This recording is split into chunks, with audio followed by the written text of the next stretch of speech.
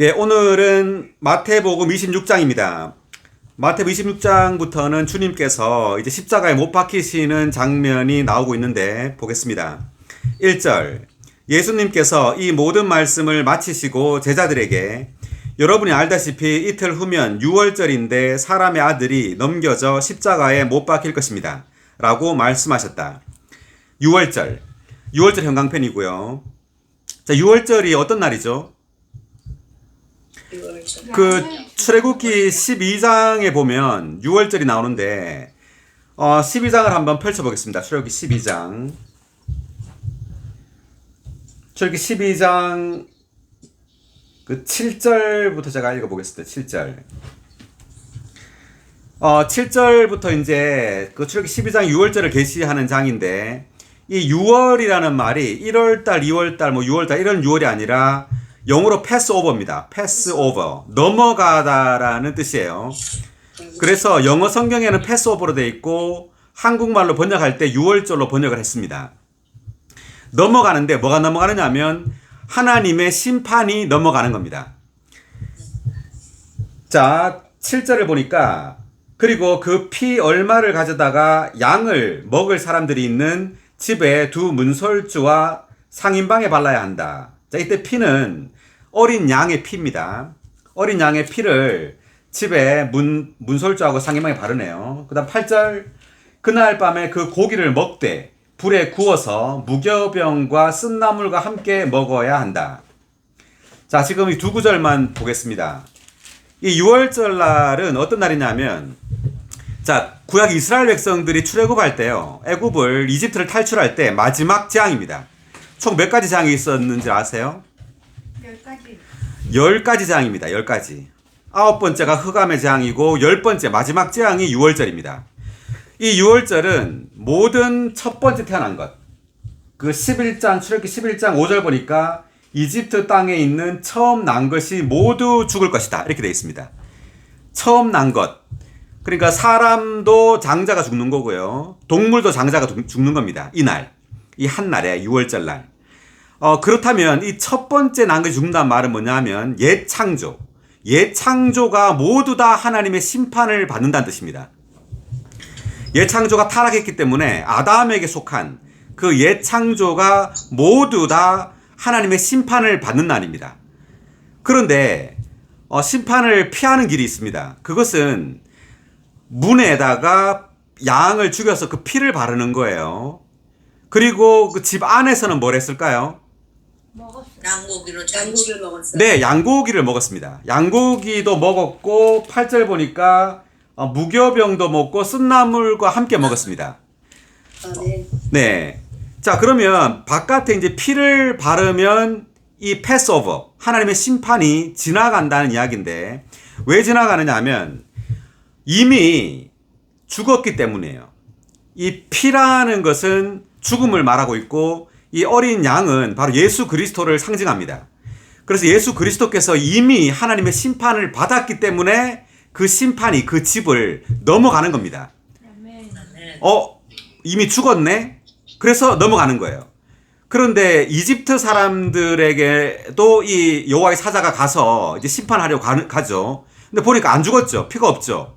그러니까 다 죽이는 겁니다. 그러니까 이스라엘 백성들이 착해서 안 죽은 것이 아니라 이미 어린 양이 죽었기 때문에 그 심판이 넘어가는 겁니다. 자, 우리가 왜 하나님의 심판을 안 받느냐 하면 예수 그리스도께서 우리의 죄를 위해 이미 심판을 받았기 때문에 하나님의 심판이 넘어가는 거예요. 자, 이것에 대한 그림이 바로 출애굽기 12장에 있는 6월절입니다. 자, 그래서 예창조 전체를 하나님은 그리스도 안에서 심판한 겁니다.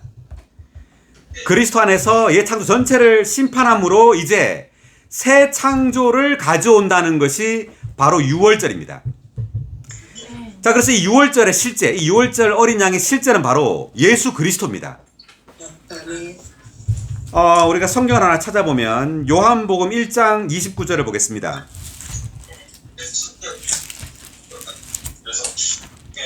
요한복음 1장 29절. 지금 잡음이 나오는데 어디서 잡음이 나올까요? 자, 유오키 자매님 지금 잡음이 나는데 묵음해 주세요. 자, 이튿날 요한이 예수님께서 자기에게 오시는 것을 보고 말하였다. 보십시오. 세상의 죄를 없애시는 하나님의 어린 양이십니다. 아멘. 아멘. 자, 다운표 친 부분 같이 읽어볼까요? 보십시오. 보십시오. 세상의 죄를 없애시는 하나님의 어린 양이십니다. 이 장면은 지금 침례자 요한이 예수님께서 오시는 것을 보고 지금 하나님의 어린 양이라고 그랬습니다. 왜 그랬냐면 구약에 있는 출애굽기에서 이 이스라엘 백성들이 어린 양을 죽였죠. 그래서 예수님이 그 유월절 양의 그 실제라는 것을 의미하는 겁니다. 그래서 예수님께서 바로 세상의 죄를 없애기 위해서 십자가에 못 박혀 죽으신 참 어린 양, 하나님의 어린 양이십니다. 그다음 한 구절 더 보겠습니다. 고린도전서 5장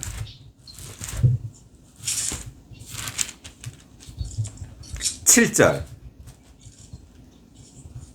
먼저 찾으신 분 읽어주세요. 여러분은 본래 누룩 없는 사람들이니 새 반죽이 되도록 묵은 누룩을 깨끗이 없애십시오. 왜냐하면 우리의 유월절 곧 그리스도도 이미 희생되시어 제물로 드려지셨기 때문입니다. 아멘. 아멘. 7절을 보니까 우리의 유월절 곧 그리스도 이렇게 나오죠. 네. 자, 그래서 바울은 구약에 있는 이 유월절이 바로 그리스도라고 해석하고 있습니다. 사실 어린 유월절 양뿐만 아니라 유월절 전체가 그리스도입니다. 아멘. 지금 유월절 보니까 집안에서 양고기도 먹었고 그리고 무교병도 먹었고 쓴나물도 먹었죠. 이 모든 것이 다 그리스도를 상징합니다. 아멘. 아멘. 그래서 이 집안에서 양고기를 먹었다. 다만 그리스도는 피로써 우리의 죄를 없앴을 뿐만 아니라 이제 양고기로서 생명으로서 우리 안에 생명을 공급하는 것입니다. 우리가 주님을 믿었을 때 그리스도의 피가 우리에게 적용되었을 뿐만 아니라 그리스도의 생명이 이제 우리 안으로 들어오는 것이죠. 자, 방금 읽었던 고린도전서 5장 7절의 2번 각주를 읽어주세요.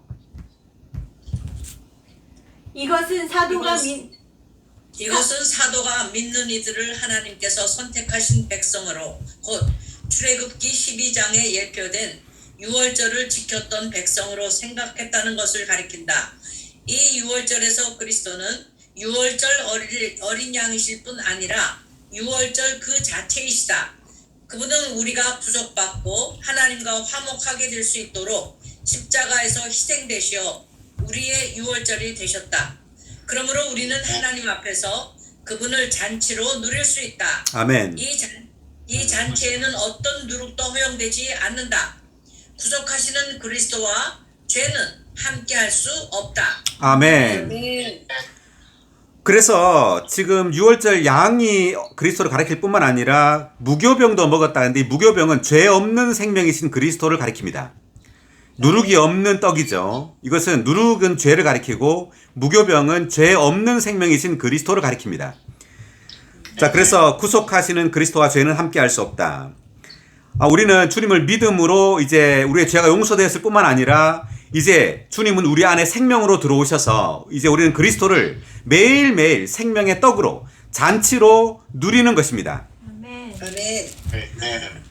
자, 다시 돌아와서요.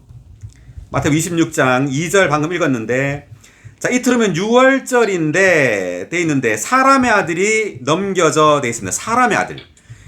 자, 주님은 여기서 자신을 이제 사람의 아들이라고 말했습니다. 하나님의 아들이 아닌 사람의 아들이라고 말했죠.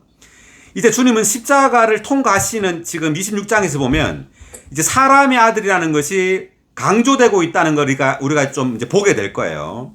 주님은 사람의 아들로서 십자가에 못 박히시고 부활하시고 승천하시고 다시 오십니다. 아멘. 그러니까 주님은 사람으로서 이렇게 죽고 부활하고 승천하고 재림하신다는 것을 계시하고 있는 겁니다. 예, 주님이 사람이 아니라면 우리의 죄를 위하여 피를 흘려 죽을 수 없죠. 예, 사람이기 때문에 우리의 죄를 위하여 피 흘려 죽을 수 있는 겁니다. 아멘. 자, 그 다음 3절. 그때 대제사장들과 백성의 장로들이 가야바라는 대제사장의 집 안뜰에 함께 모여 흉계를 꾸며 예수님을 잡아 죽이려고 모의하였으나 백성 가운데서 소요가 일어나지 않도록 명절에는 하지 맙시다 라고 말하였다. 지금 대제사장들 그리고 백성의 장로들 모여가지고 지금 뭘 모여하고 있죠? 예수를 죽이려고.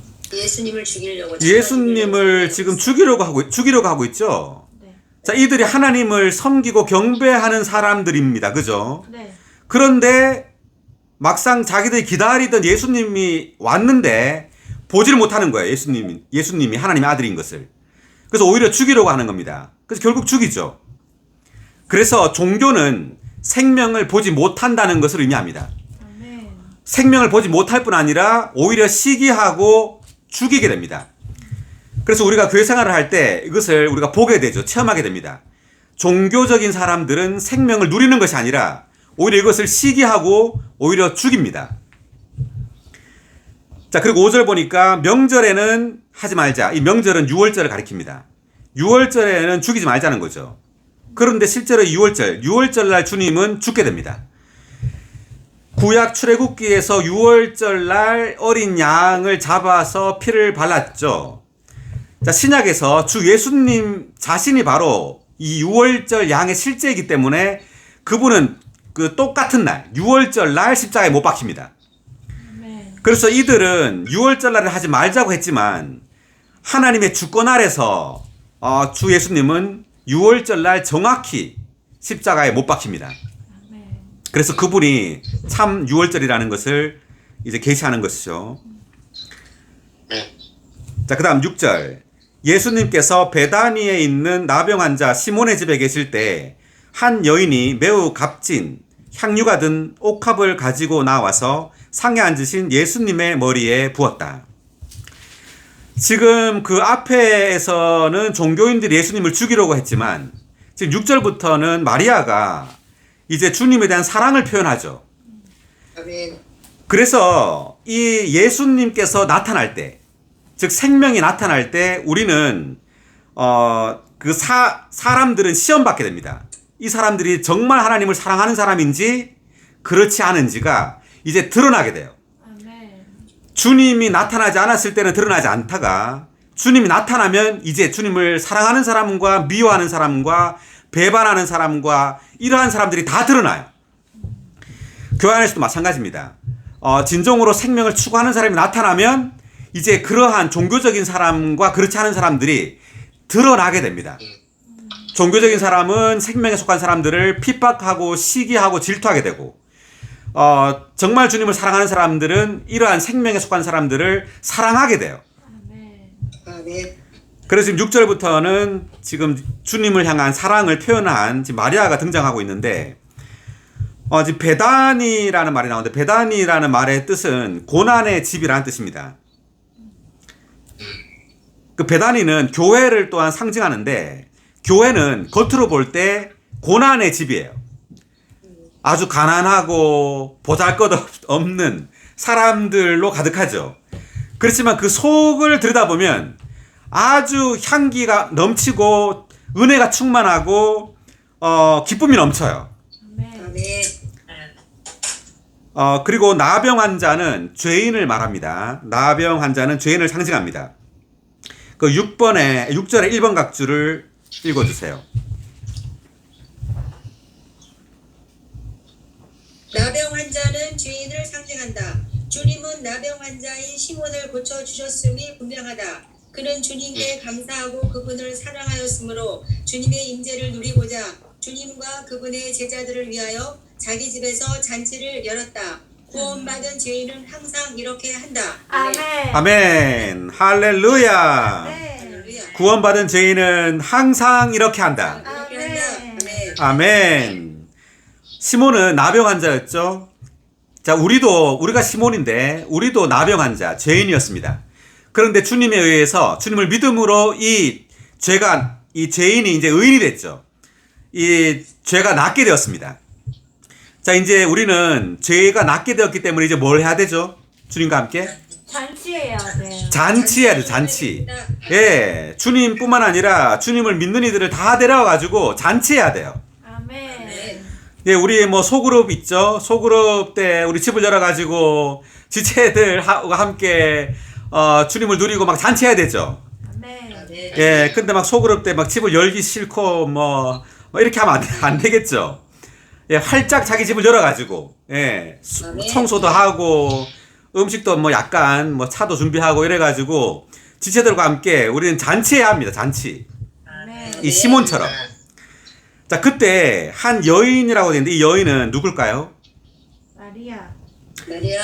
마리아입니다. 이 지금 같은 이야기가 마가복음과 요한복음에 나오는데 마리아라고 나옵니다. 마리아 나오는데 지금 마리아가 뭘 했죠? 지금 매우 값진 향유가 든 옥합을 가지고 나왔어요. 그래서 상에 앉으신 예수님의 머리에 이걸 부었답니다. 아멘. 매우 값진 향유. 자, 이 향유가 의미하는 것은 주님에 대한 어떤 가치입니다. 주님에 대한 사랑이에요. 자, 이것이 그 마가복음 14장 5절에 보면 약 300데나리온 정도의 값어치가 있었다고 합니다.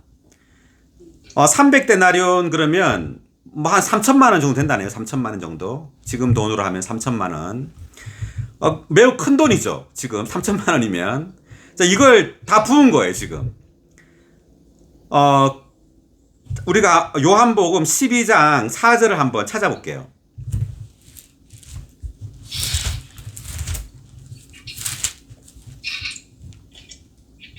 (12장) 3절과 4절 5절 3, 4, 5절 그때 마리아가 매우 값진 순수한 나두 향유 1리트라를 가지고 와서 예수님의 발에 바르고 자기 머리털로 그분의 발을 닦아드리니 그 집이 향유의 향기로 가득 찼다. 그런데 제자들 중 하나이며 예수님을 배반할 가롯 유다가 말하였다. 왜 이 향유를 300데나리온에 팔아서 가난한 사람들에게 주지 않았습니까? 네. 그가 이렇게 말한 예, 것은 여기까지 할게요. 여기까지. 아멘. 지금 가롯 유다가 말했네요. 자, 가롯 유다가 말했고 그 집이 향유의 향기로 가득 찼다 돼 있죠. 그래서 이 향유기 때문에 그 기름인데 향기가 나는 기름입니다. 아주 비싼 기름인 것 같아요. 자, 그래 부으니까 주위에 있던 사람들이 이걸 보고 어떻겠어요? 주님에 대한 가치를 다시 한번 인식하는 거예요. 아, 내가 생각할 때 주님에 대한 가치는 이 정도였는데 저렇게 주님에 대해서 이렇게 엄청난 비싼 것을 헌신하네. 와, 주님은 참 대단하신가 보다. 그래서 주님에 대한 가치를 주위 사람들도 인식하게 돼요. 그래서 우리가 교회 생활할 때 어떤 한 성도가 주님을 굉장히 사랑하고 막 주님을 대해서 너무 헌신하고 막 어떤 걸 쏟아부을 때 주위에 있는 성도들도 와, 주님에 대한 가치를 새롭게 인식하잖아요. 와, 주님이 정말 가치가 있는 분이시구나. 정말 놀라운 분이시구나. 정말 보배로운 분이시구나.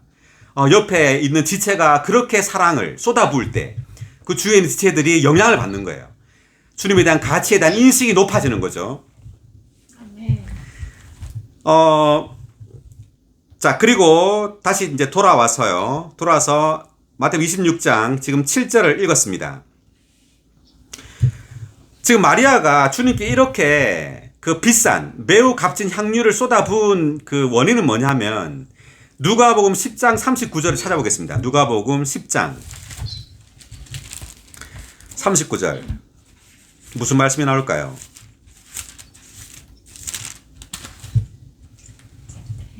그녀에게 마리아라는 동생이 있었다. 마리아는 주님의 발 앞에 앉아서 주님의 말씀을 듣고 있었으나 네, 마르다는 시중드는 일이 많아 분주하였다. 마리아, 지금 이 마리아가 지금 이 마리아입니다. 지금 향유를 부은 마리아예요. 근데 이 마리아가 주님의 발 앞에 앉아서 주님의 말씀을 듣고 있었죠. 주님의 말씀을 우리가 들으면 들을수록 어때요? 주님을 더 사랑하게 되죠. 네. 주님에 대한 인식이 더 높아지게 됩니다. 아멘. 예, 주님의 말씀이 우리에게 흘러 들어오면 들어올수록 우리는 주님을 더 사랑하게 돼요. 아멘. 더 보배롭게 여기게 돼요. 아멘. 그만큼 우리는 주님께 우리 자신을 헌신하게 됩니다. 아멘. 주님의 말씀이 우리에게 더 적셔지고 더 우리에게 침투할수록 우리는 주님에 대한 인식과 가치가 높아지게 되고 그만큼 우리는 주님을 향한 사랑을 표현하게 되는 겁니다. 아멘. 아멘. 네. 이제 주님의 말씀이 우리에게 들어올 때 또한 주님의 사랑이 우리에게 쏟아부어져요. 로마서 5장 5절을 보겠습니다.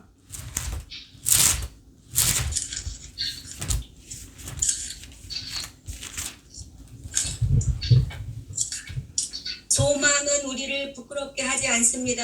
왜냐하면 우리에게 주신 성령을 통하여 하나님의 사랑이 우리 마음에 부어져 있기 때문입니다. 아멘. 자, 우리에게부터 다 같이 읽을까요? 우리에게 주신 성령을 통하여 하나님의 사랑이 우리 마음에 부어져 있기 때문입니다. 아멘. 성령을 통하여 아멘. 하나님의 사랑이 우리 마음에 부어져 있기 때문입니다. 아멘. 네, 하나님의 사랑이 지금 마리아 안에 쏟아 부어졌기 때문에 마리아가 주님을 향한 사랑을 지금 주님께 다시 쏟아붓는 거죠. 아멘. 네, 먼저 하나님이 우리를 사랑했기 때문에 우리가 주님을 사랑할 수 있는 거죠. 아멘. 아멘. 자, 요한 1서 4장 19절.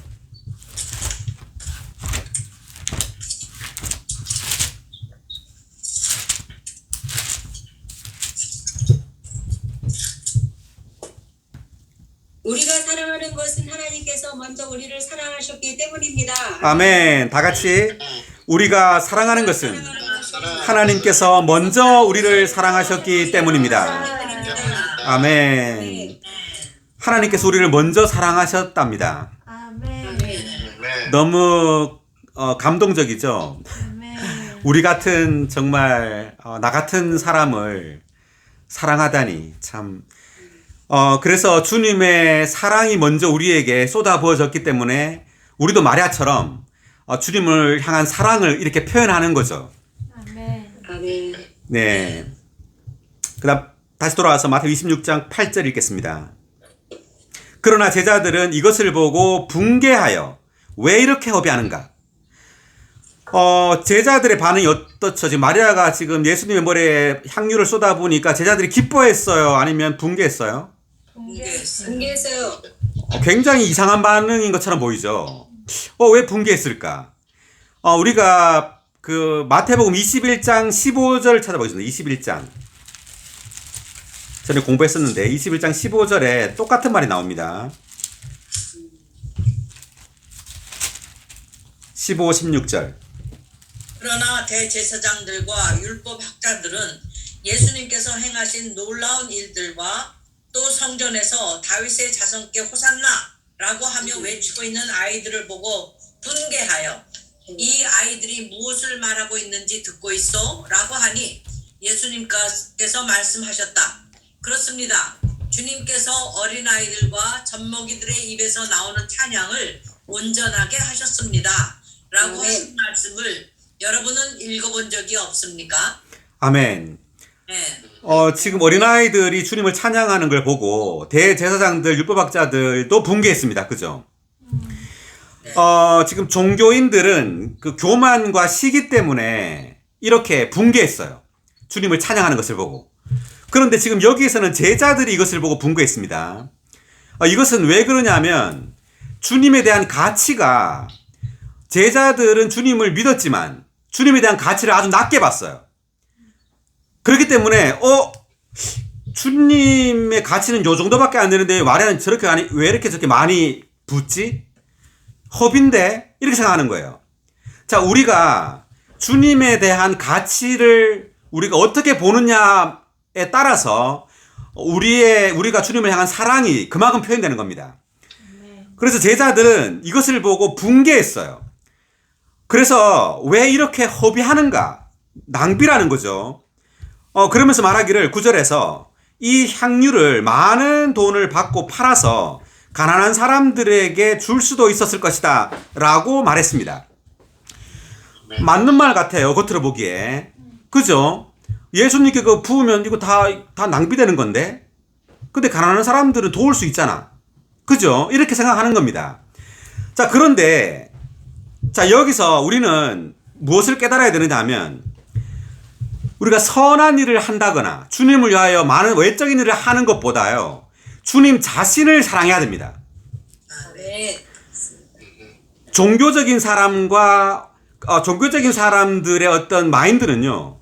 주님을 위하여 외적으로 많은 일을 하려고 합니다. 그리고 아주 선한 일들을 하려고 해요. 좋은 일들입니다. 그렇지만 주님이 원하는 건 뭐냐면 주님 자신을 사랑하는 겁니다. 우리가 매일매일 자주 이렇게 말해야 돼요. 오, 주 예수님, 주님을 사랑합니다. 오, 주 예수님, 주님을 사랑합니다. 네, 이렇게 진심으로 주님을 사랑한다는 고백을 많이 해야 됩니다. 아멘. 그렇지만 종교적인 사람들은 이렇게 주님을 사랑한다는 고백을 많이 안 해요. 많은 활동을 하려고 하지. 활동을 하지 않으면 이 사람들은 견디지 못하는 겁니다. 무언가를 외적으로 많은 걸 하려고 해요. 그렇지만 그렇게 해서는 안 되고 우리 마리아처럼 주님의 발 앞에 앉아서 주님의 말씀을 듣는 겁니다. 아멘. 주님의 사랑을 옮겨분 받아야 돼요. 아멘. 아멘. 오, 주님 당신을 사랑합니다. 이렇게 할 때 아멘. 주님의 사랑이 나에게 부어져야 돼요. 아멘.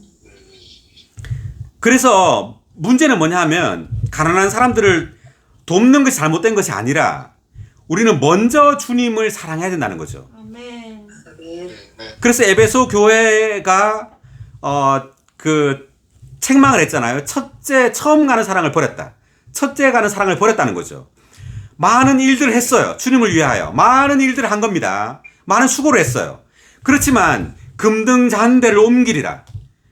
주님을 사랑하지 않는다면, 주님을 먼저 주님을 향하여 사랑하고 주님으로 적셔지고 주님을 첫째 위치에 놓지 않는다면 나로부터 주님이 표현되겠어요? 많은 열심이 표현되겠죠. 많은 일들이 표현될 거예요. 바쁘고 아주 열심히 해요. 그렇지만 주님이 표현되지 않는 겁니다. 아멘. 우리의 말과 행동과 생각에서 온통 세상 사람들과 똑같은 생각을 하며 사는 거예요. 외적으로 주님의 일을 한다 할지라도. 자, 그 다음 보겠습니다. 10절. 예수님께서, 아니요, 8절의 1번 각주 읽어보세요. 8절의 1번 각주. 제자들은 마리아가 주님께 드리는 사랑을 허비라고 생각했다.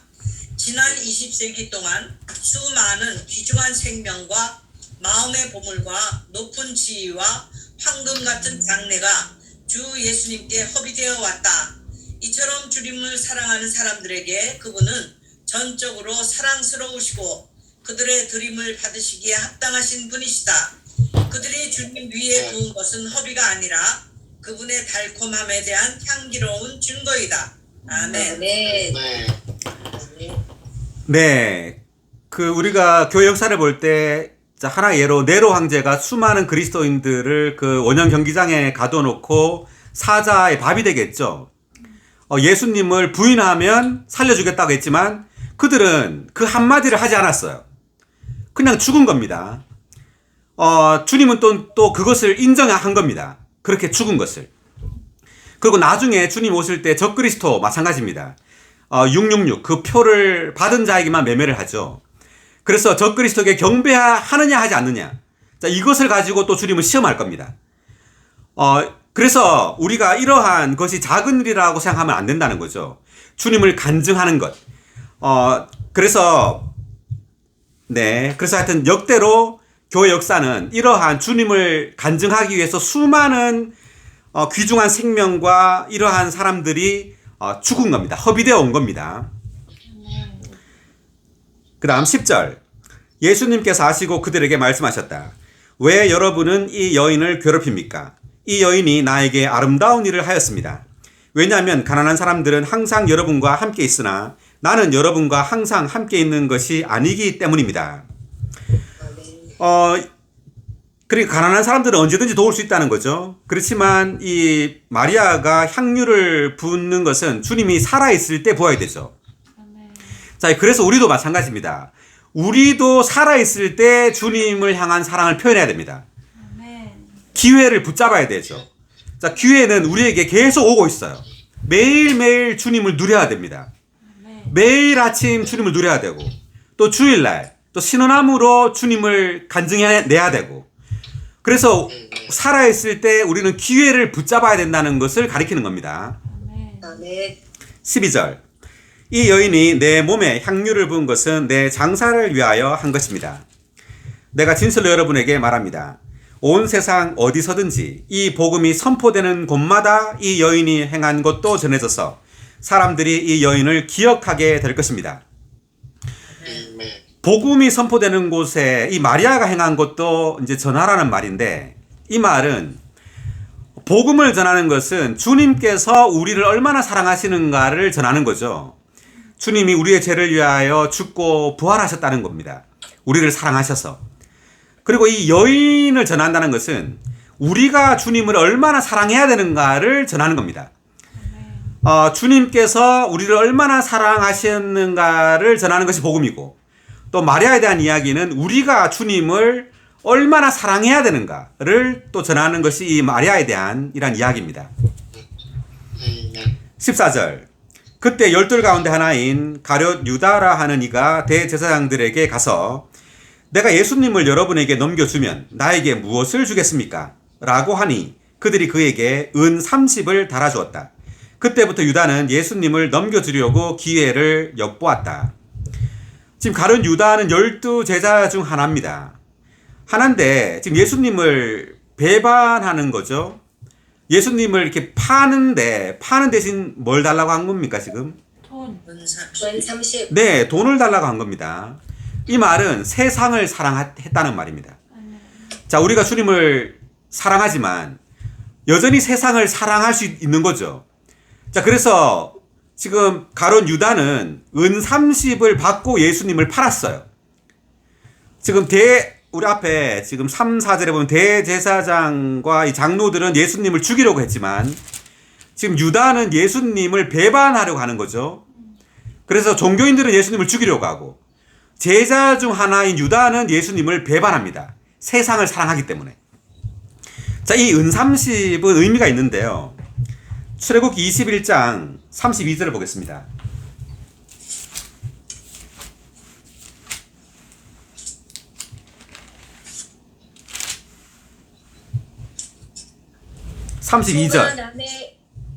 소가 남의 남종이나 여종을 들이받으면 그들의 주인에게 은 30세겔을 주어야 하고 소는 돌로 쳐야 한다. 아멘.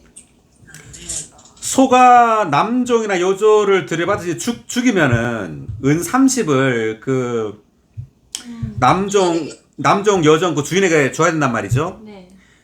그래서 유다가 지금 은 30을 똑같이 받았단 말은 예수님에 대한 가치가 사람 중에 가장 낮은 신분이 바로 종이죠. 네. 그래서 사람 중에 가장 낮은 가치를 쳐준 겁니다, 지금. 예수님에 대한 가치를. 노예의 가치. 가장 쓸모없는 사람의 가치를 매긴 거예요.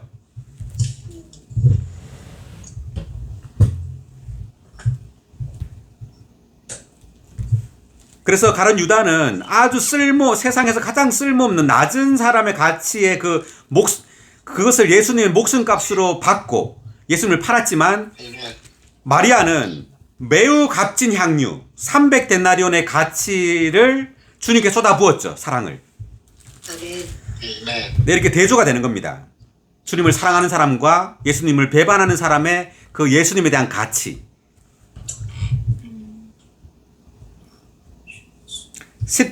17절 무교절의 첫날에 제자들이 예수님께 나와 주님께서 드실 유월절 음식을 우리가 어디서 준비하기를 원하십니까? 라고 하니 무교절의 첫날은 유월절입니다. 자, 유월절이 그 첫째 날로 시작해서 그 7일 동안 무교절이 이제 잔치로 무교절을 지키는 겁니다. 18절 예수님께서 말씀하셨다. 여러분은 성 안에 들어가 이러이러한 사람에게 선생님께서 자신의 때가 가까웠으니 제자들과 함께 이 집에서 유월절을 지키시겠답니다. 라고 하십시오. 제자들이 예수님께서 지시하신 대로 하여 유월절을 준비하였다. 저녁이 되어 예수님께서 12 제자와 함께 상에 앉으셨다. 그들이 먹고 있을 때 예수님께서 내가 진실로 여러분에게 말합니다. 여러분 가운데 한 사람이 나를 배반할 것입니다. 라고 하시니 그들이 매우 근심하여 저마다 주님, 나입니까? 라고 하자 예수님께서 대답하셨다. 나와 함께 이 그릇에 손을 넣는 그 사람이 나를 배반할 것입니다. 사람의 아들은 자기에 관하여 기록된 대로 떠나가지만 사람의 아들을 배반하는 그 사람에게는 화가 있습니다. 그는 차라리 태어나지 않았더라면 자신에게 좋았을 것입니다. 예수님을 배반한 유다가 랍비님 나입니까? 라고 하니 예수님께서 그에게 말씀하셨다. 그대가 스스로 말하였습니다. 그래서 예수님은 이제 주님에 대해 기록된 대로 성경에 기록된 대로 이제 십자가에 못 박힐 것이지만 예수님을 이렇게 넘겨준 배반한 사람에게는 화가 있다는 거죠. 그 다음 26절 그들이 먹고 있을 때 예수님께서 떡을 가지시어 축복하시고 떼시어 제자들에게 주시며 받아서 드십시오. 이것이 내 몸입니다. 라고 하시고 그들이 먹고 있을 때 이때 먹고 있을 때라는 것은 유월절 음식입니다.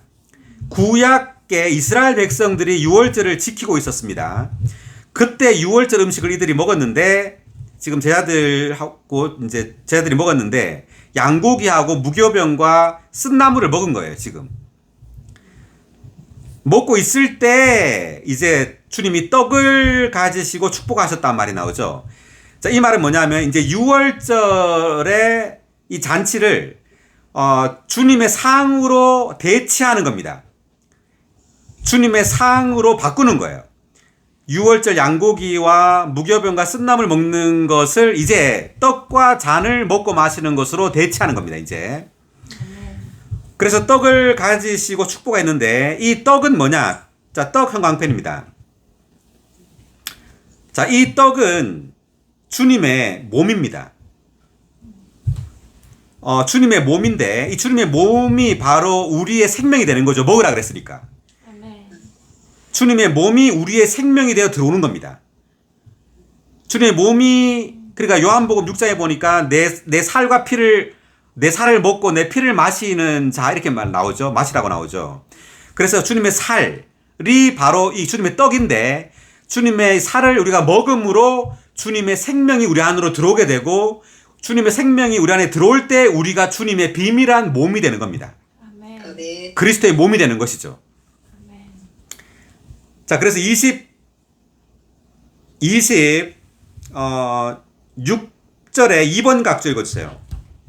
주님의 상에 있는 떡은 우리가 그분의 생명에 참여하도록 그 생명을 해방하시려고 십자가에서 우리를 위하여 부서지신 주님의 몸을 나타내는 상징이다.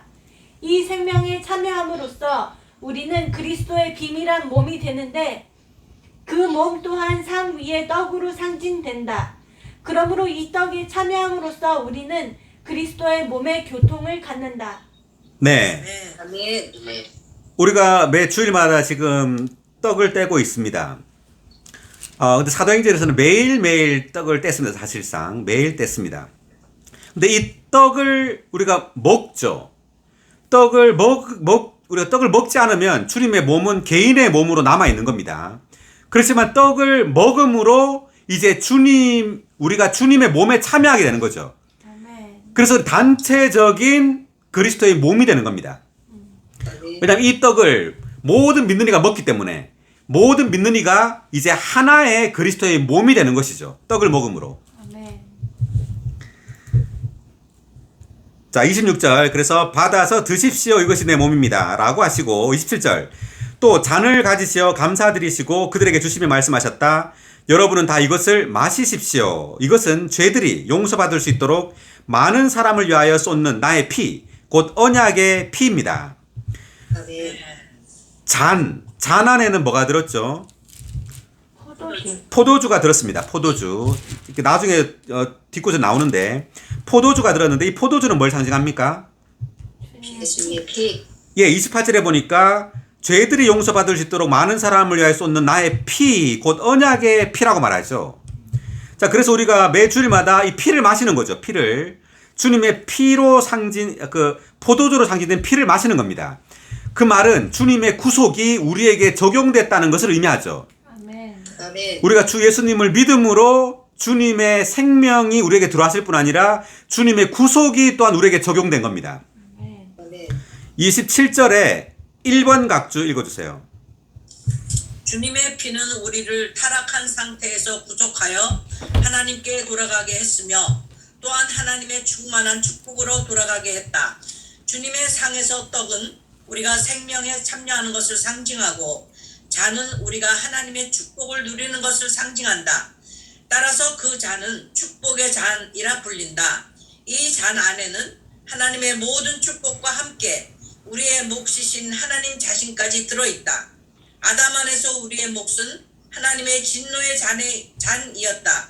그리스도는 우리를 위해 그 잔을 마시셨고 그분의 피는 우리를 위한 구원의 잔, 곧 넘치는 잔이 되었다.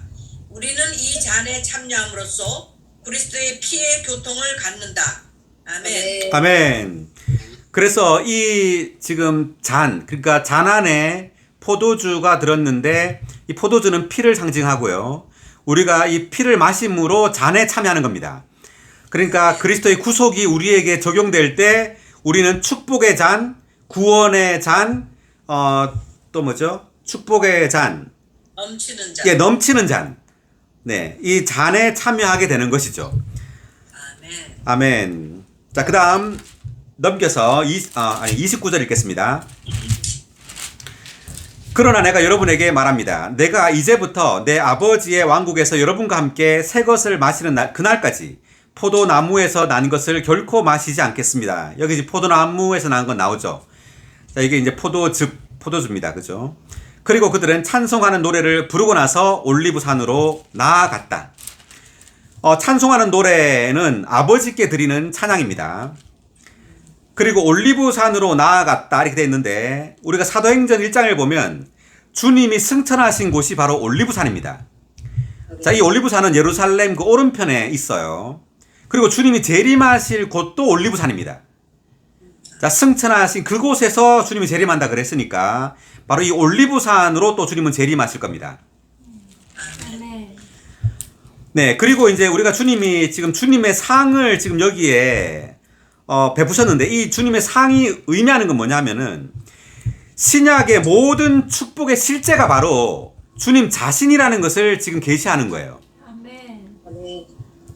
네, 이 떡과 잔을 통해서 주님이 계시하시고자 하는 것은 신약의 모든 축복의 그 실제가 바로 다른 것이 아니라 주님 자신이라는 것을 계시하는 겁니다.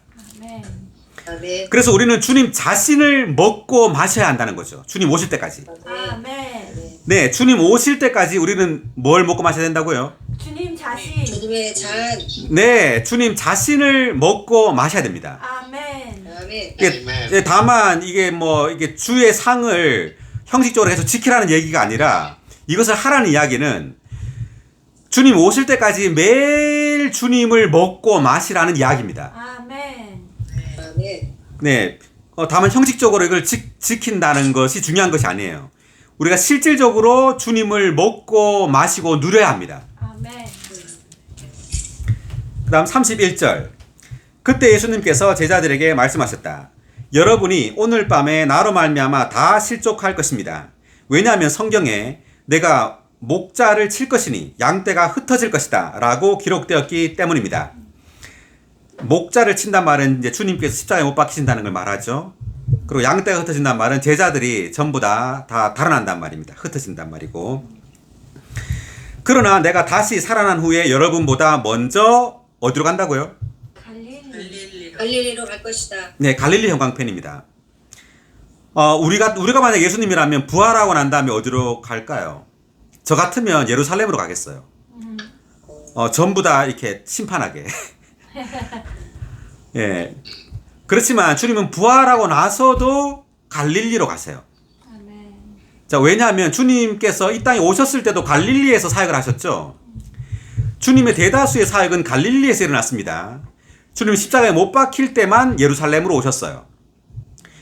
자, 부활하고 난 다음에 갈릴리로 갔다는 이야기는 이제 부활하고 난 다음에도 주님은 제자들 안에서 갈릴리에서 그분의 사역을 다시 반복하신다는 이야기입니다. 제자들 통해서. 그래서 주님의 이 복음은 멸시받는 곳에서 이 복음이 전파된다는 이야기입니다. 아멘. 33절 베드로가 모두가 주님으로 말미암아 실족할지라도 나는 결코 실족하지 않겠습니다 라고 하니 예수님께서 말씀하셨다. 내가 진실로 그대에게 말합니다. 오늘 밤 닭 울기 전에 그대가 3번 나를 부인할 것입니다. 그러자 베드로가 내가 주님과 함께 죽을지라도 결코 주님을 부인하지 않겠습니다 라고 하였고 모든 제자도 그와 같이 말하였다. 주님께서는 지금 베드로에게 닭 울기 전에 3번 부인할 거라 그랬죠. 그랬더니 베드로가 지금 뭐라고 말했죠? 결코 우리와 함께 죽을지라도 부인하지 않겠습니다. 결코 주님을 부인하지 않겠습니다. 아멘. 지금 베드로는 자기 확신으로 가득하죠. 주님과 함께 어떤 죽을 환경이 오더라도 같이 죽을지언정 부인하지 않겠다는 말입니다. 자, 이것은 베드로가 자기 자신을 모른다는 이야기입니다. 아멘. 베드로는 지금 이 주님이 이제 그 죽으시는 장면인데 이전에 베드로는 놀라운 계시를 받습니다. 마태복음 16장에서 주는 그리스도시요 살아계신 하나님의 아들이십니다. 그리고 17장에서 주님께서 변형되는 장면도 봤죠. 누구보다도 다른 제자들보다 베드로는 훨씬 더 많은 이상과 계시와 수많은 기적들을 봤어요. 그런데 베드로가 부인하게 됩니다. 왜 그럴까요? 자, 이것은 우리가 괴상을 하면서 체험 가운데 알 수 있는데 우리에게 높은 계시와 이상이 있다 할지라도 우리가 아무것도 아니고 아무것도 할 수 없다는 걸 깨닫지 못하면요. 우리가 이렇게 돼요. 내가 이상과 계시가 높다고 해가지고 내가 다 할 수 있는 것처럼 생각을 합니다. 이제 주님 없이도 내가 다 뭔가를 결정할 수 있고 내가 다 뭔가를 할 수 있다고 생각해요. 그렇지만 절대 그렇지 않아요. 우리는 주님을 알면 알수록 우리가 아무것도 아니라는 것을 더 깊이 깨달아야 돼요. 아멘. 그래서 베드로에게는 이런 3번의 실패가 반드시 필요했습니다. 아멘. 베드로는 실패를 통해서 알게 된 겁니다. 내가 아무것도 할 수 없구나. 내가 아무것도 아니구나. 나는 정말 주님을 의지해야 된다는 것. 주님 오실 때까지 주님을 의지해야지 내가 어떤 계시와 이상을 받다 할지라도 나는 쉽게 넘어지는 존재라는 것을 반드시 깨달아야 되는 거죠. 아멘. 아멘. 자, 그 다음 36절입니다. 그때 예수님께서 그들과 함께 겟세마네라 하는 곳으로 가셔서 제자들에게 내가 저기에 가서 기도하는 동안 여러분은 여기에 앉아 있도록 하십시오 라고 하시고 겟세마네 형광펜입니다.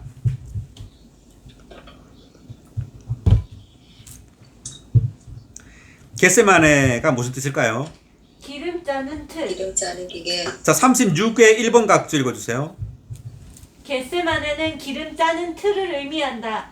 겟세마네에서 주님은 기름, 즉 성령께서 흘러나오시도록 짓눌리셨다. 아멘. 아멘.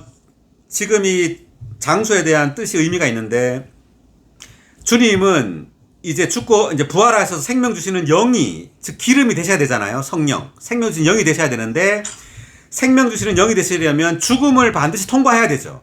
네. 아멘. 자, 죽음을 통과하지 않고는 기름이 나오지 않습니다. 생명 주는 영이 될 수가 없어요.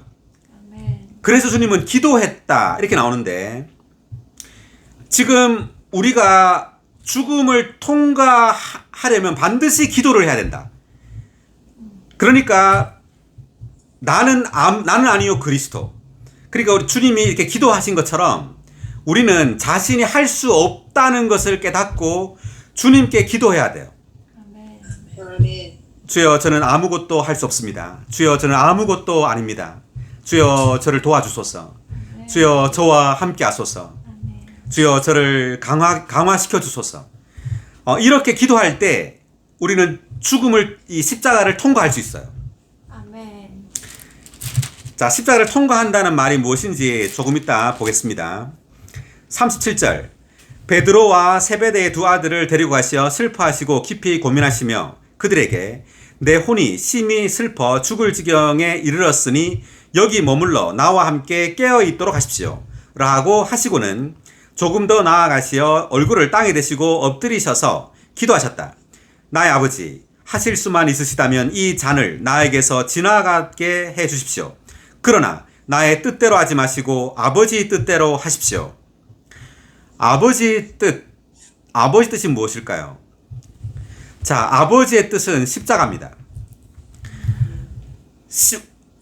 십자가로 우리를 이끌어야 돼요. 반드시.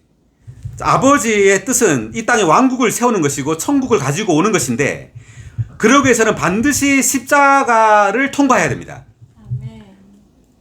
그래서 주님은 이것을 위해 기도하신 것이죠. 그렇지만 아버지 뜻대로 하란 말은 아버지의 뜻은 예수 그리스도가 십자가를 통과하는 겁니다. 십자가를 피하지 않고. 40절. 그리고 제자들에게 오셔서 그들이 자고 있는 것을 보시고 베드로에게 이렇게 여러분이 나와 함께 1시간만이라도 깨어 있을 수 없었습니까? 유혹에 빠지지 않도록 깨어서 기도하십시오. 영은 원하지만 육체는 약합니다. 유혹에 빠지지 않도록 깨어서 기도하라. 이 유혹. 지금 우리가 마태복음 4장에 보면 마귀가 예수님을 유혹하는 장면이 나옵니다. 네가 하나님의 아들이거든 뭐 돌을 떡덩이가 되게 하라. 또는 성전 꼭대기에 세워놓고 여기서 뛰어내리라 그러죠. 천사들이 받쳐줄 것이라고 말하고 마지막에 세상 영광을 보여주면서 자기에게 경배하라고 말합니다. 자, 이것이 마귀의 유혹인데 이 마귀의 유혹의 그 초점은 뭐냐면 사람의 아들로서 행하지 말고 하나님의 아들로서 행하라는 겁니다. 그래서 만약에 예수님께서 이 십자가를 지는 이 상황에서 만약에 하나님의 아들로서 기적을 행했다면, 기적을 행하고 십자가를 지지 않았다면 아버지의 뜻이 이루어질 수 없죠. 네. 하나님의 아들로서 행하는 것은 이 둘째 사람인 예수님의 패배를 의미합니다. 그러니까 기적과 큰 능력에 의해서가 아니라 십자가에서만 하나님의 뜻이 이루어져요. 십자가 위에서만 마귀를 멸망시킬 수 있는 겁니다. 아멘. 42절. 예수님께서 다시 두 번째 나가셔서 기도하셨다. 내 아버지, 내가 마시지 않고는 이 잔이 나에게서 지나갈 수 없다면 아버지의 뜻대로 하십시오. 다시 와서 보니 제자들이 졸음에 못 이겨 자고 있었다. 자, 이게 졸음에 못 이겨 자고 있었다는 것은 이게 그 십자가를 질 수 없는 우리 천연적인 생명의 약함을 말해요. 약함. 기도할 수 없는 천연적인 생명이 약하다는 거죠. 그래서 결국 이제 다 도망가게 됩니다. 나중에 보면. 그래서 우리는 기도해야 된다는 것을 의미해요. 주님은 같이 깨어서 기도하란 말은 십자가를 통과하기 위해서 여러분은 반드시 기도해야 된다. 하나님, 주님께 의지해야 된다는 거죠. 44절. 예수님께서 그들을 두시고 다시 나아가시어 세 번째 같은 말씀으로 기도하시고 나서 제자들에게 와서 말씀하셨다. 여러분이 아직도 자며 아직도 쉬고 있습니까? 보십시오. 때가 가까웠습니다. 사람의 아들이 죄인들의 손에 넘어가게 됩니다. 일어나서 갑시다. 보십시오. 나를 배반하는 자가 가까이 와 있습니다. 예수님께서 말씀하고 계실 때 보아라, 12 가운데 하나인 유다가 왔으며 대제사장들과 백성의 장로들이 보낸 큰 무리도 칼과 몽둥이를 가지고 그와 함께 왔다. 예수님을 배반한 자가 그들과 암호를 정하여 내가 입맞추는 이가 바로 그 사람이니 그를 붙잡으십시오 라고 하고는 곧 예수님께 다가와서 랍비님 안녕하십니까 라고 하며 다정하게 입맞추니. 50절. 예수님께서 친구여 무엇을 하려고 여기 왔습니까? 라고 하시자 그 사람들이 다가와 손을 대어 예수님을 붙잡았다. 그러자 예수님과 함께 있던 한 사람이 손을 펴서 칼을 빼어 대제사장의 노예를 쳐서 귀를 잘라버리니. 자, 누가 지금 칼을 빼서 잘랐을까요? 요한. 베드로입니다. 베드로. 지금 요한복음 18장에 보면은 베드로라고 나와요. 그리고 노예의 이름은 말고라고 나오고요. 그리고 귀도 오른쪽 귀라고 나옵니다. 그리고 예수님이 귀를 만져서 치료해 줍니다. 다른 복음서에 보면. 자, 52절. 예수님께서 그에게 말씀하셨다. 그대의 칼을 칼집에 도로 넣으십시오. 칼을 쓰는 사람은 다 칼로 망합니다. 그대는 내가 지금 즉시 12군단도 넘는 천사들을 보내주시도록 내 아버지께 요청할 수 없는 줄 아십니까? 그렇게 된다면 이렇게 되어야 한다고 한 성경이 어떻게 이루어지겠습니까? 자, 이렇게 되어야 한다라는 것은 주님께서 십자가에서 죽는 걸 말합니다. 그때 예수님께서 무리에게 여러분이 강도에게 하듯이 칼과 몽둥이를 가지고 나를 잡으러 나왔습니까? 내가 날마다 성전에 앉아 가르치고 있었지만 여러분은 나를 붙잡지 않았습니다. 왜 붙잡지 않았을까요? 이것은 주님의 때가 아직 아니었기 때문입니다. 그러나 이 모든 것이 일어난 것은 신원자들의 글이 이루어지기 위한 것입니다. 라고 하니 제자들이 모두 어떻게 했어요? 예수님을 버리고 달아났다. 네, 다 달아났죠. 예수님을 이제 붙잡아 가니까. 그래서 이 기도도 안 하더니만 기도를 안 하니까 이게 이제 겁나는 거죠. 이 천연적인 생명은 이 죽음의 환경에 올 때 자기를 보호하는 거죠. 자기를 보호하고 주님을 버리는 겁니다. 57절. 예수님을 붙잡은 사람들이 그분을 대제사장 가야바에게 끌고 가니 거기에 율법학자들과 장로들이 모여 있었다. 베드로는 멀찍이 떨어져 예수님을 따라가 대제사장의 집 안뜰까지 가서 그 결말을 보려고 안으로 들어가 하인들과 함께 앉아 있었다. 자, 그 결말을 보려고 돼 있죠. 베드로는 예수님을 따라가서 그 결말을 보러 갔습니다. 자, 왜 어떤 기대를 가지고 갔을까요? 아마도 베드로는 예수님과 3년 동안 있으면서 많은 기적을 봤습니다. 그죠? 그래서 주님이 어떤 큰 능력으로 뭔가 어떤 걸 하지 않을까? 자, 이런 어떤 기대가 있었을 거예요. 그렇지만 주님은 아무것도 안 했죠. 아무것도 안 하고 그냥 아주 뭐 주먹으로 맞고 막 뺨도 맞고 뭐 가만히 있었어요. 자, 왜 주님은 가만히 있었느냐 하면 십자가가 하나님의 능력입니다. 자, 십자가가 하나님의 능력이라는 것을 우리가 알 필요가 있다는 거죠. 기적을 행하는 게 중요한 게 아니에요. 십자가 아래 머물 때 우리는 부활의 능력을 체험할 수 있습니다. 아멘. 아멘. 고린도전서 1장 18절.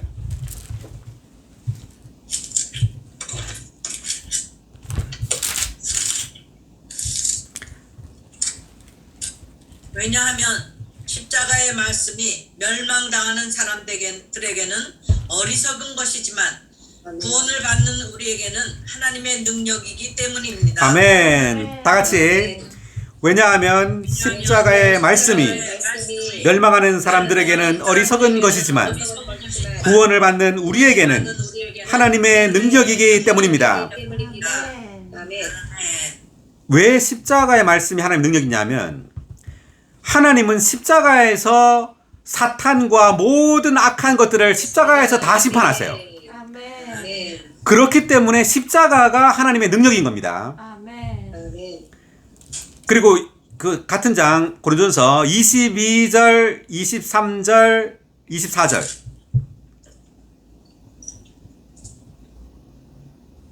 유대인은 표적을 요구하고 헬라인은 지혜를 찾으나 우리는 십자가에 못 박히신 그리스도를 전파합니다.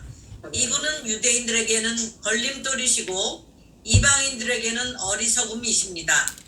그러나 부름받은 사람들에게는 유대인들에게나 헬라인들에게나 그리스도는 능력이시며 하나님의 지혜이십니다. 아멘. 24절 다 같이요. 24절 다 같이. 부름받은 사람들에게는 유대인들에게나 헬라인들에게나 그리스도는 하나님의 능력이시며 하나님의 지혜이십니다. 아멘. 할렐루야. 십자가에 못 박히신 그리스도를 전파합니다. 아멘. 자, 우리에게 죽음의 환경이 올 때 우리는 죽음의 그 환경 안에 머물러 있어야 됩니다. 수치와 모욕과 핍박의 환경 안에 머물러 있어야 돼요, 그냥. 자, 좀 이따 이제 보겠습니다. 자, 그 다음 59절. 돌아왔어요. 대제사장들과 온 공회가 예수님을 죽이려고 그분을 고소할 거짓 증거를 찾고 있었고 많은 거짓 증인이 나왔으나 그 증거를 찾아내지 못하였다. 그 후에 두 사람이 와서 이 사람이 내가 하나님의 성전을 헐고 3일 만에 건축할 수 있습니다 라고 말하였습니다 라고 하니, 자, 이 말씀은 요한복음 2장 19절에 나오는데요. 자, 이 성전을 헐라 내가 3일 만에 일으키리라 이렇게 말하죠. 그래서 이 성전은 바로 주님의 몸을 가리킨다고 말했고 3일 만에 일으킨단 말은 이제 주님이 부활하심으로 더 큰 성전인 교회, 그리스도의 몸이 산출된다는 것을 말하는 겁니다. 아멘. 주님이 십자가에 못 박혀 죽음으로 이제 부활하심으로 더 큰 몸, 그리스도의 몸인 교회가 산출된다는 것을 의미하는 거예요. 62절 대제사장이 일어서서 예수님께 그대는 아무 대답도 하지 않으시오. 이들이 그대에 대하여 불리하게 증언하고 있잖소 라고 하였으나 예수님께서 어떻게 했죠? 침묵하셨다. 침묵하셨다. 네, 침묵했습니다. 자, 침묵. 그러니까 그 자신을 변호하지 않은 겁니다. 그러자 대제사장이 내가 그대에게 명령하오. 그대가 하나님의 아들 그리스도인지를 살아계신 하나님을 두고 맹세하여 우리에게 말하시오. 라고 하니, 자, 대제사장이 지금 그대가 하나님의 아들 그리스도인지를 살아계신 하나님을 두고 맹세하여 우리 말하라 그랬습니다. 그죠? 네. 자, 여기 보면 살아계신 하나님을 두고 이렇게 말했습니다. 대제사장이. 우리가 마가복음 14장 61절 보세요.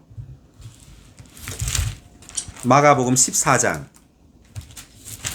같은 장면이 나오는데 조금 다른 말이 나옵니다.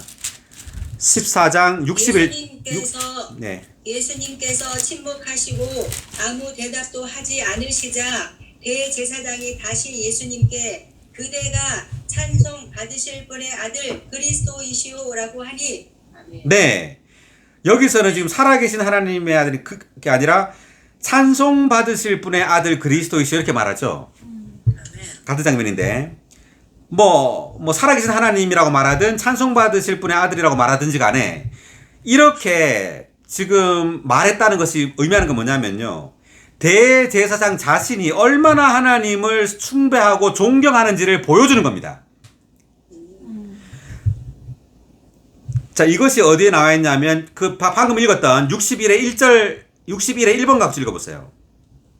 하나님을 버리고 하나님께 버림받은 전통적인 종교로 혼비하게 된 대제사장은 자신이 얼마나 하나님을 숭배하며 존경하는가를 보이기 위해 하나님을 찬송받으실 분이라고 불렀다. 아멘. 아멘. 네.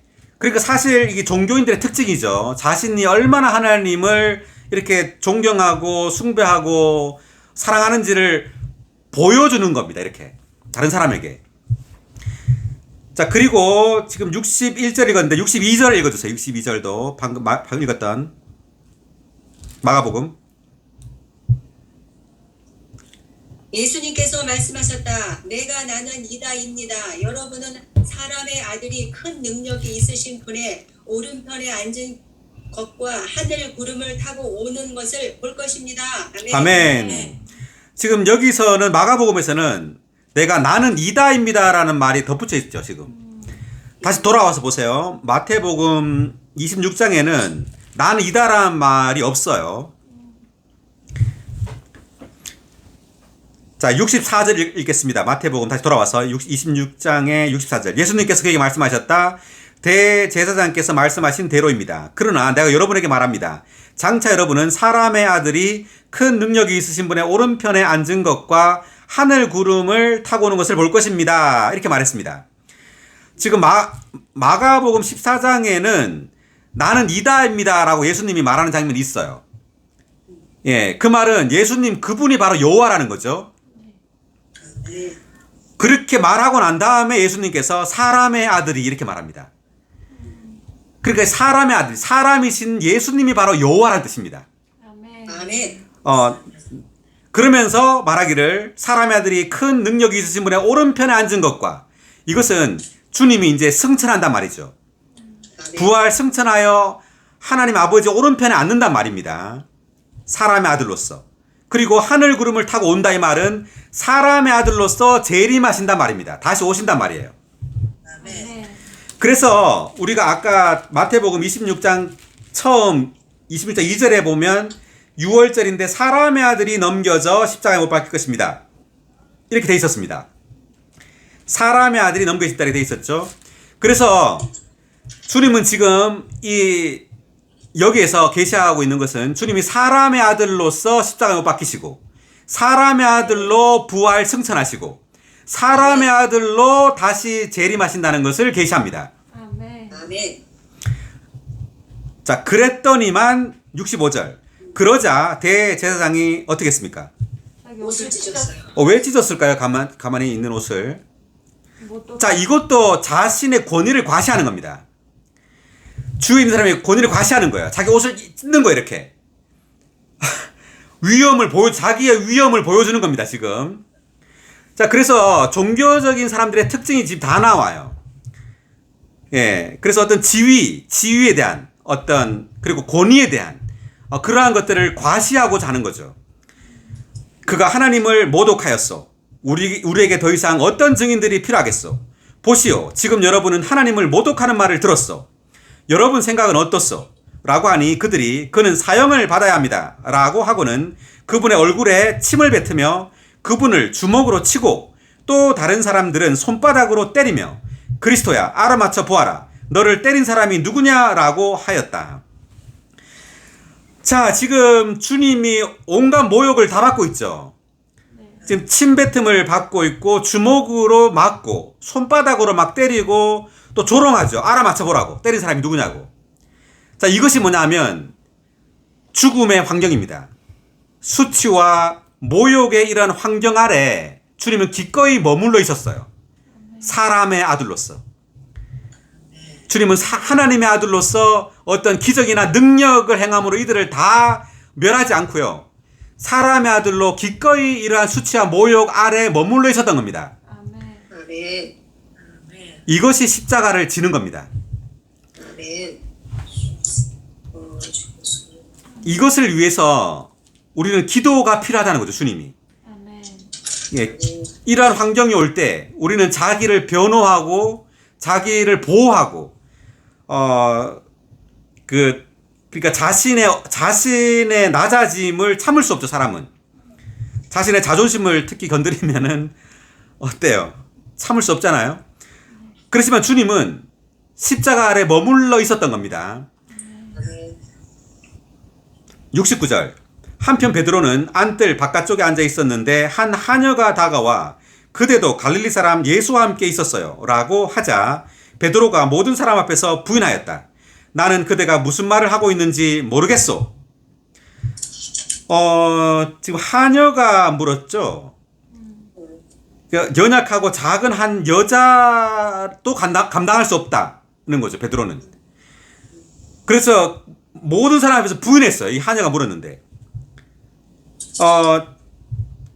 지금 부인하고 난 다음에 닭이 울었습니다. 마가복음 14장 68절에 보면 닭이 2번 울어요. 그러니까 마가복음에 보면은 그 닭이 2번 울기 전에 3번 부인한다 이런 말이 나옵니다. 그래서 한 번 베드로가 부인할 때 닭이 한 번 울었고요. 3번째 부인할 때 2번 닭이 웁니다. 2번째. 자, 그 다음 넘어가서 71절. 베드로가 대문 쪽으로 가니 다른 하녀가 그를 보고 거기 있는 사람들에게 이 사람이 나사렛 사람 예수와 함께 있었어요 라고 하니 베드로가 뭐까지 하며 부인했죠? 맹세. 맹세까지 했습니다. 맹세까지. 자, 이것은 자신을 보호하기 위해서 천연적인 사람은 뭐든지 다 하는 겁니다, 지금. 나는 그 사람을 모르오 라고 이제 맹세까지 하면서 부인했습니다. 73절. 조금 후에 거기 서 있던 사람들이 베드로에게 다가와 틀림없이 그대도 그들과 한패요. 그대의 말씨에서 그렇다는 것이 드러나오 라고 하니 이 말씨는 갈릴리 말투란 말입니다. 갈릴리. 그 다른 복음서에 보면 당신이 갈릴리 사람이라는 말이 나옵니다. 그래서 이 베드로의 말씨가 갈릴리 이 지방의 말씨를 썼던 것 같아요. 베드로 14절 베드로가 저주하고 맹세했네요. 누구한테 저주했을까요? 주님을 예, 주님을 저주했습니다. 주님을 어떻게 저주할 수 있죠? 저주할 수 있는 겁니다. 우리의 천연적인 생명은요, 자기를 지키고 보호하기 위해서 주님을 저주해요. 자, 마태복음 16장 23절 보세요. 마태복음 16장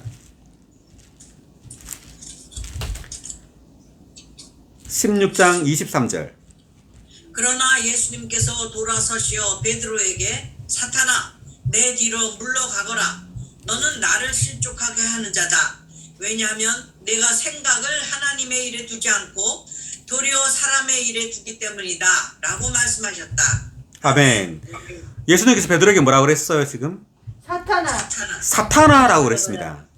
왜냐하면 22절에 보니까 그 베드로가 주님께 이 일이 결코 주님께 일어나서는 안 됩니다. 그러니까 십자가에 이제 죽는다 그러니까 결코 주님이 십자가에 못 박혀서 안 된다 이런 말이죠. 자, 이 말은 지금 여기에서 지금 마태복음 26장에서 베드로가 부인하는 장면에서 볼 수 있는 것처럼 자기가 십자가를 지는 것을 싫어한다는 것을 나타내고 있는 거예요. 자기가 십자가의 그 환경 아래 머무는 것을 싫어하는 거죠. 이것이 바로 사탄입니다. 우리는 반드시 주님과 함께 십자가에 머물러 있어야 됩니다. 아멘. 베드로는 자아를 부인한 게 아니라 주님을 부인했죠. 우리가 자아를 부인해야 되는데 주님을 부인하는 거죠. 그래서 천연적인 사람은요, 우리가 아무리 이상과 계시가 높다 하더라도 우리 자신을 의지하고 자기 확신으로 가득 차 있다면 이러한 상황이 올 때 우리는 주님을 저주하며 맹세하며 주님을 부인할 수 있다는 겁니다. 아멘. 우리는 우리 자신이 아무것도 아니고 아무것도 할 수 없다는 것을 깨달아야 돼요. 아멘. 베드로는 실패를 통해 이것을 깨닫게 된 거죠. 아멘. 그래서 주님은 우리에게 실패를 주는 겁니다. 환경을 주는 거예요. 우리가 얼마나 아무것도 아니고 얼마나 형편없는지를. 아멘. 네. 그래서 우리는 절대적으로 주님의 은혜를 의지해야 된다는 것. 아멘. 자, 그래서 그 14절에 베드로가 저주하고 맹세하고 난 다음에 즉시 닭이 울었습니다. 자, 이것은 두 번째 닭이 운 겁니다. 마가복음 14장 72절에 보니까 이렇게 나옵니다. 그리고 닭이 울었더니 이제 어떻게 됐냐면, 여기는 안 나오는데 주님이 베드로를 바라봤습니다. 이 상황에서. 누가복음 22장 61절.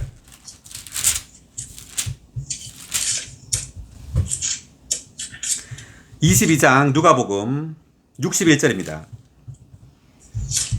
주님께서 몸을 돌이키시어 베드로를 바라보시니 베드로는 오늘 닭이 울기 전에 그대가 3번 나를 부인할 것입니다 라고 자기에게 하신 주님의 말씀이 기억나서 밖으로 나가 슬피 울었다. 네. 지금 60절에서 베드로가 주님을 3번째 부인하고 난 다음에 주님께서 몸을 돌이키시어 베드로를 바라봤죠. 자, 이때 베드로를 바라봤다는 것은 베드로도 주님을 봤단 말이에요. 서로가 눈빛이 마주쳤어요. 그럴 때 베드로는 어떤 마음이 들었을까요? 마음이 아팠겠죠. 그렇지만 주님은 베드로를 아주 뭐라 그래야 되나, 미워하는 눈으로 본 게 아니에요. 왜냐하면 주님은 베드로를 알았잖아요. 부인할 것을. 이미 알고 있었어요. 그래서 주님이 베드로를 이렇게 바라본 그 눈빛은 격려의 눈빛입니다. 그리고 어떤 비추는 눈빛이에요. 베드로야, 이제 알겠지? 너 자신을 알겠지? 네가 얼마나 형편없고 네가 얼마나 아무것도 아니고 아무것도 할 수 없는지 이제 알겠지? 그래서 베드로를 빛비추는 눈빛이에요. 그래서 우리가 실패할 때 주님은 우리에게 와서 이렇게 빛을 비추세요. 영준아, 네가 교회 생활도 많이 하고 어떤 열심도 있고 이상도 보고 계시도 많이 봤지만 네가 이렇게 실패하는 걸 봐라. 네가 아무것도 아니라는 걸 여전히 너는 깨달아야 한다. 지금도 여전히 너는 내가 필요하다. 지금도 여전히 너는 나를 의지해야 된다. 아멘. 이러한 눈빛으로 지금 주님은 베드로를 바라보신 겁니다. 아멘. 아멘. 자, 그 다음 75절 읽겠습니다. 돌아와서 73절에 1번 각주 읽어주세요. 73절 1번. 하나님의 주권 아래서 베드로는 철저히 시험받기까지 환경의 다룸을 받았는데 이것은 자신은 절대로 신뢰할 만하지 못하다는 것과 더 이상 네. 자신을 확신해서는 안 된다는 것을 깨닫게 하기 위한 것이었다. 아멘. 아멘. 다 같이 읽을까? 같이? 하나님의 주권 아래서 베드로는 철저히 시험받기까지 환경의 다룸을 받았는데 이것은 자신은 절대로 신뢰할 만하지 못하다는 것과 더 이상 자신을 확신해서는 안 된다는 것을 깨닫게 하기 위한 것이었다. 아멘. Amen. 네. 베드로는 철저히 시험 받기까지 환경의 다룸을 받았습니다. 만약 이렇게 3번 실패하지 않았다면 베드로가 얼마나 높아져 있을까요? 주님을 따라다닌 그 12제자잖아요. 주님의 사랑을 받은 이러한 그 베드로가 주님이 죽고 난 다음에 얼마나 그 목에 힘을 주고 다녔을까요? 네. 지금 안 그래도 지금 천주교는 베드로를 높이고 있잖아요. 네. 하여튼, 우리도 또한 마찬가지로 베드로처럼 주님은 계속해서 이러한 환경의 다룸을 우리에게 주실 거예요. 아멘. 우리가 아무것도 우리가 신뢰할 만하지 못하다는 것. 아멘. 아멘. 더 이상 자신을 확신해서는 안 된다는 것을 계속해서 깨닫도록 주님은 계속해서 우리에게 환경을 주실 겁니다. 아멘. Amen. 그럴 때마다 우리는 이렇게 기도해야죠. 주여, 저는 정말 아무것도 아닙니다. 주여, 당신을 사랑합니다. 아멘. 아멘. 75절. 베드로는 예수님께서 닭 울기 전에 그대가 3번 나를 부인할 것입니다. 라고 하신 말씀이 기억나서 밖으로 나가 슬피 울었다. Amen. 주님은 이제 요한복음 21장의 마지막 장에서 주님은 베드로에게 나타나죠. 디베라 그 바닷가에 나타나서 주님이 베드로에게 3번 묻습니다. 뭐라고 묻죠? 나를 사랑하는. 나를 사랑하는 네, 나를 사랑하느냐 이렇게 묻죠. 3번. 이렇게 베드로는 주님을 3번 모르겠다고 부인했지만 주님은 베드로에게 네가 나를 사랑하느냐 그랬더니 베드로는 내가 주님을 사랑하는 줄 주님이 아십니다. 이렇게 3번 주님을 사랑한다고 고백하도록 만드는 거예요. 그래서 베드로의 사랑을 다시 회복시킨 겁니다. 베드로야, 네가 나를 3번 부인했지만 난 네가 나를 사랑한다는 것을 알고 있다. 그래서 베드로를 다시 회복시키고 베드로의 그러한 철저한 실패를 통하여 베드로는 무언가 큰 공과를 배우게 되고 이제 더 이상 자기를 확신하지 않고 이제 주님을 의지하게 된 거죠. 아멘. 자, 오늘 마태복음 26장 여기까지 하겠습니다. 수고하셨습니다. 아멘.